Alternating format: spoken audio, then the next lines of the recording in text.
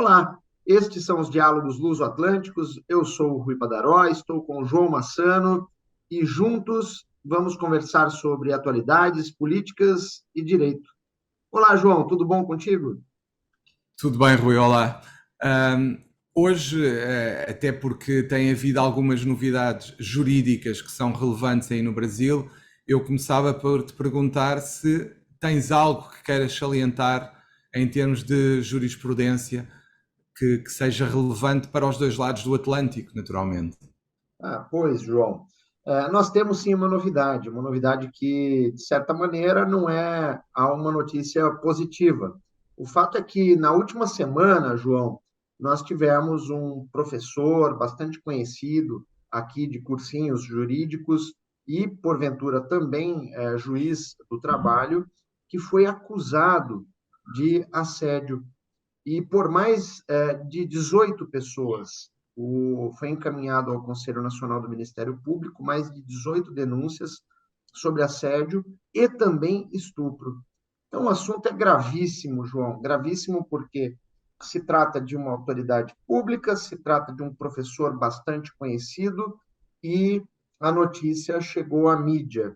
E o que eu gostaria de ressaltar, né, de modo bastante breve e tomando o máximo de cuidado nesse assunto, é que, independentemente da gravidade da situação, é de suma importância que, neste momento, tudo seja feito com muita calma, muita atenção, muito zelo, e o mais importante, que sejam respeitados os princípios constitucionais do contraditório, da ampla defesa, o próprio devido processo legal, para que o acusado tenha a oportunidade de se defender no seio deste processo, oriundo dessas acusações gravíssimas. Friso, não estou a desmerecer as acusações, ao contrário, quero apenas que sejam respeitados os princípios constitucionais. Aliás, o mais importante deles é o princípio da presunção de inocência. Esse princípio me preocupa bastante, João, porque quando notícias graves chegam à imprensa, chegam à mídia, e, portanto, é dado acesso a toda a sociedade, via de regra, o acusado acaba por ser condenado pela mídia antes mesmo que ocorra o devido processo legal. E isso deve ser encarado com muita atenção e, para ser honesto, deve ser combatido, porque se existe um princípio da presunção de inocência, esse princípio deve ser respeitado até o trânsito em julgado da sentença penal condenatória. E não há brecha, não há espaço, não há possibilidade de margem para nós transigirmos com, com a possibilidade desse princípio ser relativizado. Então, neste momento, o que aponto e trago com relação a esta novidade é que o fato foi gravíssimo, as acusações foram gravíssimas, notadamente porque é um professor bastante conhecido de cursos preparatórios, de outro lado, é uma autoridade pública, é um juiz do trabalho, e, para além disso, nós não podemos olvidar de que ele tenha a oportunidade de se defender no foro adequado, da maneira adequada, e, ao final, caso seja constatado a ocorrência realmente dessas acusações, que ele seja efetivamente condenado, e caso não seja, que seja respeitado o princípio da presunção de inocência e que seja confirmada essa inocência. Basicamente, era esse o recado neste momento, João. Do que tu disseste, eu penso que ressalta logo uma coisa que é fundamental e tu salientaste-a muito bem, que é a questão do julgamento nos mídia, a questão do julgamento fora dos tribunais. É importante combater essa tendência, é importante que as pessoas não sejam enxovalhadas na praça pública sem razão e sem condenação, porque, como todos sabemos, depois a publicidade de uma eventual não condenação é sempre algo que não tem a mesma dimensão mediática que os factos iniciais. Essa é claramente a primeira situação que temos que sublinhar. A segunda, que tem a ver com as vítimas. Em Portugal, e não sei se no Brasil é a mesma coisa, nós constituímos muitas comissões para averiguar determinado tipo de situações. Em Portugal até se comenta por vezes que quando não se quer decidir, quando não se quer investigar, criam-se comissões. Acho que é muito importante, até porque em Portugal também existe uma questão relacionada, existem questões de assédio relacionadas com o ensino superior, como as universidades é o caso, naturalmente. É importante que, quando há denúncias, quando há situações que são relatadas aos órgãos das universidades, elas sejam naturalmente atendidas, investigadas e que seja dado conhecimento às pessoas sobre o que é que aconteceu, porque caso contrário, se as pessoas só denunciam sem que haja conhecimento do que é feito a seguir à denúncia, as pessoas deixam de denunciar, deixam de sentir o sistema como algo em quem podem confiar e este sistema perde a credibilidade. E é isso um dos problemas da justiça, naturalmente. É importante preservar, naturalmente, a presunção de inocência, mas também é muito importante salvaguardar a confiança no sistema, demonstrando às vítimas que o sistema atua e que sempre que há comissões que são constituídas, essas comissões obrigatoriamente têm que apresentar relatórios em que esclareçam as pessoas sobre o que foi feito e sobre os resultados que foram obtidos para que quem denuncia possa sindicar essa situação e, naturalmente, confiar no sistema, porque só se confia no sistema se souber o que ele faz. Caso contrário, corremos o risco de estar a cada vez mais contribuir para a falta de credibilidade do sistema, que acho que é o que ninguém quer neste momento. Não sei qual é a tua opinião sobre esta parte, mas acho que estarás de acordo. João, realmente estou de acordo. É de suma importância que nós encaremos uma situação dessa sob duas perspectivas. A perspectiva da vítima, onde ela precisa ter uma resposta para aquilo que ela trouxe de assunto, de fatos, sejam eles graves ou não, e essa resposta seja dada pelas comissões ou por outros órgãos, deve ser apresentada de maneira formal e com a agilidade necessária, por óbvio, observando-se todos os trâmites, né, do processo, seja administrativo ou judicial. E se não bastasse isso, com relação ao acusado, como você bem disse no início de sua fala, que ele não seja enxovalhado em praça pública. Ao contrário, que ele tenha, juntamente com aqueles que farão sua defesa, a paz necessária para, tendo sido acusado, demonstrar que a acusação era vazia. E, se não for, a paz necessária para se defender, para que não seja condenado além do que realmente ocorreu. O fato é que, com relação a este caso específico, esse professor soube agora, olhando o celular, enquanto falavas, que ele acabou de ser demitido do curso preparatório que estava vinculado, por opção da direção da instituição. Portanto, é uma reação imediata que também temos que compreender da parte da instituição para restabelecer a confiança no sistema e demonstrar que estão atentos, parece-me que faz sentido. E isso é importante para as próprias vítimas perceberem que a situação está a ser objeto de análise.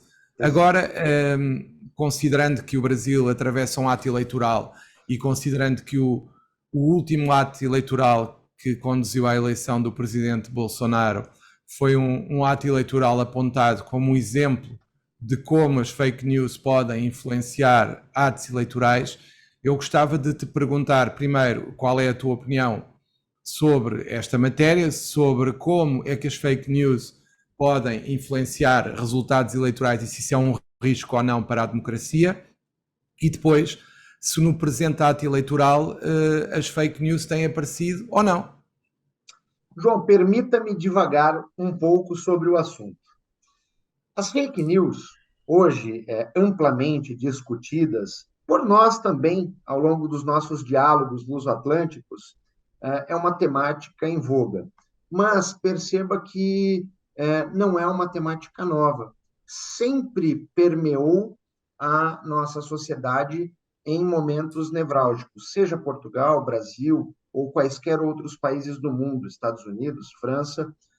Antes, óbvio, o alcance dessas notícias falsas, dessas notícias produzidas, artificiais, era menor, por conta do alcance das redes sociais, e por conta da ausência das tecnologias que dispomos hoje.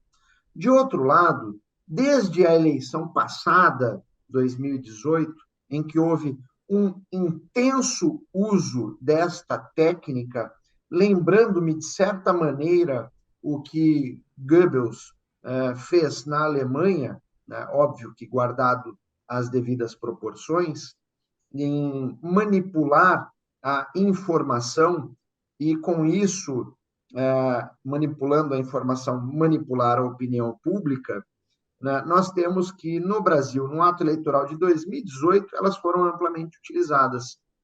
E do uso das fake news, nós tivemos um resultado eleitoral. Né? Não é possível crer que não houve influência delas. Houve, sim, da mesma forma que houve influência das fake news nos Estados Unidos na eleição do ex-presidente Donald Trump. E nessa perspectiva, no presente ato eleitoral, na segunda-feira dessa semana, iniciou-se a campanha, as campanhas eleitorais para presidente, para senador, para deputados federais, para governador dos estados, para deputados estaduais.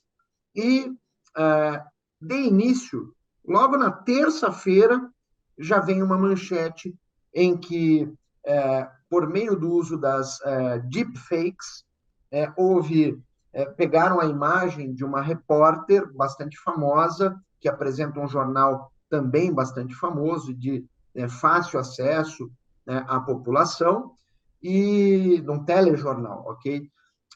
E o que fizeram? Eles usaram a voz dela por meio das tecnologias, mudaram a fala dela e, com relação à intenção de voto, mudaram, inclusive, as intenções de voto. Para o candidato A, que estava na frente, houve uma inversão com relação ao candidato B, dando a entender que o candidato B estaria na frente, quando, na verdade, seria o candidato A. E isso ficou escancarado e foi tratado ao longo desta semana.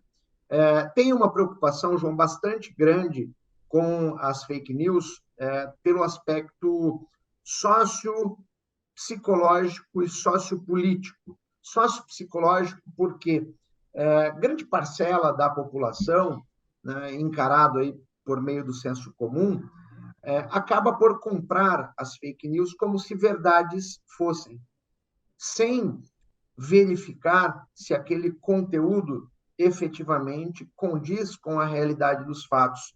E nós vivemos isso nos últimos 2 anos de forma intensa aqui no Brasil. Eu não sei como foi em Portugal, mas no período da pandemia, a desinformação e a quantidade de fake news foi tamanha que pessoas próximas a mim e a qualquer outro colega acabavam por comprar a desinformação como se verdade fosse, divulgar a informação, e se você apresentasse estudos fidedignos de instituições sérias, essas pessoas simplesmente contestavam esses estudos. E o mesmo está ocorrendo neste momento de campanha eleitoral aqui no Brasil. Não somente de um lado, mas também de outro, ou seja, de todos os lados, todos estão a usar as fake news como instrumento de propaganda, diferenciando este termo do termo publicidade, a propaganda com finalidade política mesmo, de obter aí sucesso no pleito eleitoral. Sinceramente, minha opinião, João, abjeto, mas é uma técnica que encontra-se em uso e parece-me disseminada em todo o mundo, infelizmente. Eu diria que infelizmente é verdade. Também em Portugal as coisas são similares, talvez não tanto como no Brasil. Agora é uma questão que até deveremos deixar para futuros programas, que é, considerando que nós ainda não conseguimos resolver o problema das fake news, não há regulação, não há nada que tenha sido ainda feito de forma eficaz, como é que será quando vier o metaverso, como é que vamos regular isso tudo? Mas deixamos para outra altura essa questão, porque hoje é fake news o tema. Eu gostava de dar aqui uns dados que são estes. Por hora, no YouTube são partilhadas 72 horas de vídeo. No Instagram são publicadas 58 fotos por segundo. No Facebook, por segundo, são publicadas 3.500 fotos. Portanto, estamos a falar de meios que propagam rapidamente toda e qualquer informação que seja colocada nas redes. Houve uma das fakes mais conhecidas que foi partilhada 960 mil vezes, que era o seguinte: Papa Francisco choca o mundo e apoia Donald Trump. Como é óbvio, isto é falso, mas mesmo assim foi objeto de quase 1 milhão de partilhas. Porquê? Porque tem a ver com aquele problema que temos vindo a falar, que é a internet neste momento é a maior base de dados informativos que as pessoas usam. E sem criticar. As pessoas não criticam, limitam-se a republicar, a ler e partir do princípio que tudo é verdade. Faltou a verificação se a notícia é falsa, imprecisa, se é ou não desinformação, se é ou não uma fake, porque as pessoas não o fazem. E nós sabemos que quem usa, como tu referiu, o Goebbels fez o mesmo, quem usa fakes, quem usa propaganda como o Goebbels utilizou na altura do nazismo, da Segunda Guerra Mundial, pretende persuadir as massas, pretende influenciar a opinião pública, pretende desinformar, pretende alterar a mentalidade das pessoas e a forma como encaram a realidade. E isto é um problema que nós temos, porque nós temos que lutar com isto sem as mesmas armas. E até a própria forma como, por exemplo, a Europa não consegue proteger o jornalismo de qualidade, não consegue proteger os ataques das fakes, significa que das duas uma, ou não há vontade, ou então não é fácil criar mecanismos que protejam as pessoas deste tipo de desinformação. A única hipótese que existe, e nós sabemos qual é, considerando que a informação credível cada vez mais está dependente de patrocínios e de outras situações, nomeadamente os anúncios da publicidade, nós já sabemos que, não havendo esta publicidade, o jornalismo de qualidade fica sem capacidade de competir. E o que está aqui em causa é a defesa do jornalismo credível, porque nós estamos perante uma situação em que os factos deixarão de ser notícia. Nós passamos a ter factos não reais, que são criados de acordo com a informação que queremos passar, de acordo com a forma como queremos persuadir as massas, levando assim a que a informação não é verdadeira e será sempre moldada por quem a quer divulgar. Em Portugal nós tivemos uma situação num dos grupos de comunicação em que houve uma notícia que envolveu um dos acionistas desse grupo e essa notícia não passou nos seus canais, passou nos canais da concorrência somente. Portanto, isto é um exemplo do que vai acontecer, do que acontece, que é, no fundo, quem domina a informação passa ou pode ter a tentação de passar a informação que quer e de, naturalmente, moldar a opinião pública de acordo com o que pretende. E nós sabemos que isso é assim. E esta é a questão, é como é que nós vamos fazer a defesa da informação de qualidade, considerando que a única forma que haverá será através de subsídios atribuídos pelo Estado, pela União Europeia, o que for, e quando se entrega esse subsídio a um meio de comunicação social, como é que garantimos que quem entrega o subsídio não passará a controlar essa informação? estamos aqui num problema grave. É porque o que está em causa é, pura e simplesmente, arranjar forma de defender as pessoas da desinformação, das fake news e de tudo o que possa contribuir para moldar, com base em factos falsos ou não inteiramente verdadeiros, a forma como a opinião pública reage. Porque o que está aqui em causa é melhorar a transparência em relação à origem da informação, à forma como ela é produzida, naturalmente. É importante que haja muita informação diversa, proveniente de vários canais. É importante que a informação seja credível e que a sua credibilidade seja promovida. E, no fundo, é muito importante apoiar o jornalismo de qualidade, é muito importante, a longo prazo, informar as pessoas, sensibilizar as pessoas para o perigo da desinformação e das fake news e para a necessidade de as pessoas se habituarem a criticar a informação que lhes surge e não verem a informação como meros utilizadores. É muito importante que as pessoas olhem para a informação como algo que é passível de crítica e que deve ser objeto de reflexão e não como uma verdade absoluta, dogmática, como muitas vezes é encarada pelas pessoas. E este é o maior problema, é como é que nós vamos sensibilizar as pessoas para elas próprias se protegerem destas notícias e não aceitarem as notícias por força da tal polarização de que todos falam, de acordo com o facto de se identificar ou não com elas, independentemente de serem ou não serem verdade. E essa é que é a questão. As pessoas procuram identificação nas notícias e não a crítica, ou seja, a informação será boa se for de acordo com o que eu penso, será má se não for e aí será falsa. Isto é um bocado como no futebol. Não sei se no Brasil é a mesma coisa, mas no futebol é assim. O penalti é penalti se for contra o adversário da minha equipa, se for contra a minha equipa nunca é penalti. Portanto, é mais ou menos isto que se passa nas fake quanto a mim. Não sei se concordas, Rui. Permita-me uma parte, concordo. Eu tenho que interrompê-lo um segundo. Permita-me uma parte que é bastante importante. Para corroborar o que falas, eu me recordei agora e sei que já citei em outros diálogos o Prêmio Nobel de Literatura de 1920, o Thomas Eliot. Thomas Eliot dizia que informação não é conhecimento, conhecimento não é saber, e saber não é sabedoria. E nós vivemos em uma sociedade que teve acesso e foi inserida na era digital sem qualquer metodologia. Simplesmente da noite para o dia, plum, surgiu a internet e as redes de busca, o Google e tantas outras que existiram na década de 90 aí do século passado para cá. E quando isso ocorre, nós não fomos ensinados a utilizar as redes de busca, de pesquisa, que nos facilitam o acesso a dados, antes da informação, a dados.